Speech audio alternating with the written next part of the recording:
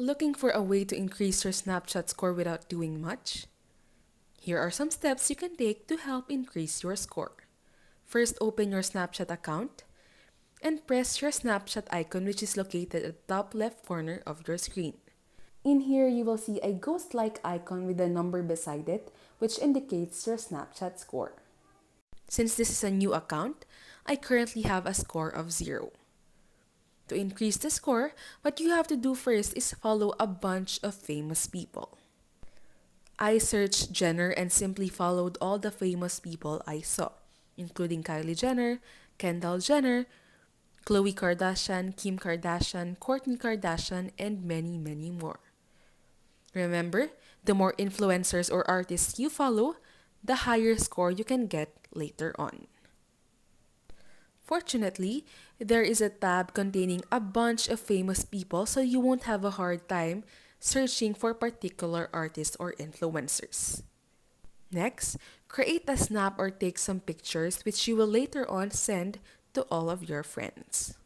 I just wrote a simple note or letter here, but you can send or write whatever you like. What you have to do next is send your letter, note, or picture to your friends, followers, or to all accounts that you will see on your screen. I just pressed random people in here, but you can send it to whoever you would like to send it to. Remember, the more people you send it to, the higher Snapchat score you will get.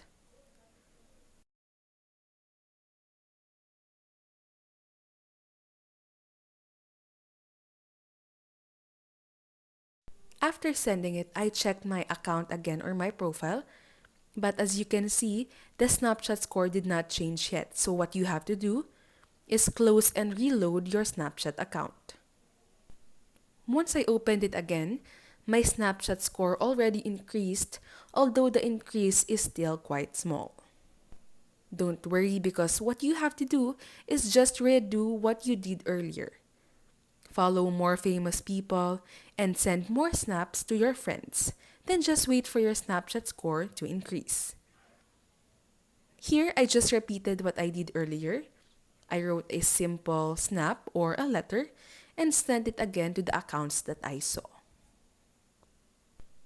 Just don't forget to send it to as many people as you can so you get a higher score. After sending it to some of my friends and some random people, I once again reloaded my Snapchat account to see if my Snapchat score already increased.